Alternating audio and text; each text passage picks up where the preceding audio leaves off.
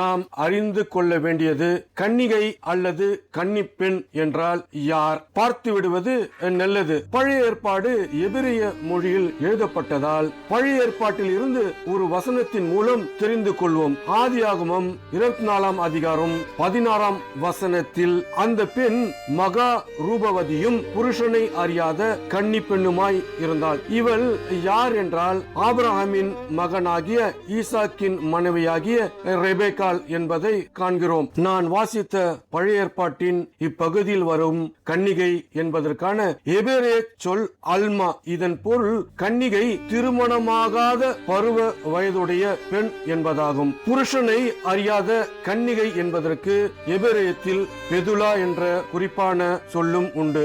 ஆனால் பருவ வயதடைந்த பெண் என்று பொருள் கொள்ளத்தக்கதான அல்மா என்ற சொல்லியே இங்கு பயன்படுத்தப்பட்டிருக்கிறது. நாம் சிந்திக்கக்கூடிய சொல்லாகும். சிந்தியுங்கள். இரண்டாவதாக மிக முக்கியமாக கவனிக்க வேண்டியது புதிய ஏற்பாடு கிரேக்க மொழியில் எழுதப்பட்டது. அப்போஸ்தலனாகிய மத்தேயு கன்னிகை என்ற பொருள் தரும் பர்த்தனோஸ் என்ற கிரேக்க சொல்லையே பயன்படுத்துகிறார். இங்கு பருவ வயதுடைய பெண் என்ற சாதாரண பொருள் இல்லை. எனவே புருஷனை அறியாத கன்னிகையாகவே, மீண்டுமாக கூறுகிறேன், புருஷனை அறியாத கன்னிகையாகவே மரியாள் கர்த்தராகிய இயேசு கிறிஸ்துவை பிரசவித்தாள் என்பதை நாம் அறிந்து கொள்வதற்காகவே அப்போஸ்தலனாகிய மத்தேயு கன்னிகை என்ற பொருள் தரும் பர்த்தனோஸ் என்ற கிரேக்க சொல்லை பயன்படுத்துகிறார். மத்தேயு 1 அதிகாரம் 23 வசனத்தில் மத்தேயு கன்னிகை என்ற சொல்லுக்கும் இமானுவேல் என்பதன் பொருளுக்குமே மிக அழுத்தம் கொடுக்கிறார். இப்பொழுது நாம் அனைவரும் கன்னிகை என்ற எபிரேய சொல்லின் அர்த்தத்தையும் பிறகு கிரேக்க மொழியில் கன்னிகை என்ற சொல்லின் அர்த்தத்தையும் ஓரளவுக்கு ஆராய்ந்து கற்றறிந்தோம். இப்போது நீங்கள் அறிக்கை செய்ய வேண்டும், இயேசு கிறிஸ்து யார் என்று.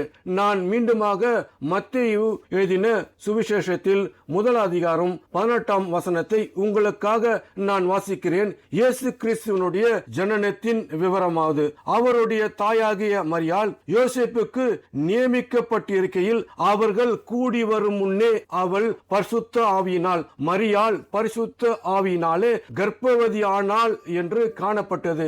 இது மிக முக்கியமான அறிக்கை. உங்களுக்காக நான் வாசித்து விட்டேன். நீங்கள் இப்போது அறிக்கை செய்யுங்கள், பரிசுத்த ஆவியினாலே வந்து பிறந்தவர் யார் என்று. நான் அறிக்கை செய்கிறேன், அவர் எனக்குள் வாழ்வதினால் அவர் எனக்காக எபிரேயர் 2 அதிகாரம் 14 வசனத்தின்படி ஆதலால் பிள்ளைகள் மாமிசத்தையும் இரத்தத்தையும் உடையவர்களாய் இருக்க அவரும் அவர்களைப் போல மாமிசத்தையும் இரத்தத்தையும் உடையவர் ஆனார். மரணத்துக்கு அதிகாரியான பிசாசானவனை தமது மரணத்தினாலே அழிக்கும்படிக்கு அப்படியானார். நான் இந்த வசனத்தின்படி நான் அவருடைய பிள்ளையாக இருக்கிறபடியினால் பரலோகத்தில் இருக்கும் என் பரமபிதா, மீண்டுமாக கூறுகிறேன், பரலோகத்தில் இருக்கும் என் பரமபிதா என் ஆத்துமாவை மரணத்திலிருந்து ரட்சிப்பதற்காகவே கர்த்தராகிய கிறிஸ்து இயேசு எனக்காக மாமிசத்தையும் இரத்தத்தையும் உடையவரானார்.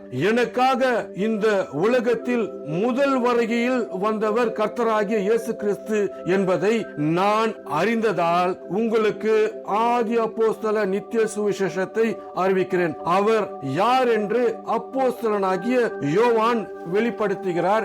இதையும் நீங்கள் அறிந்து கொள்வதற்காகவே நான் வாசிக்கிறேன்.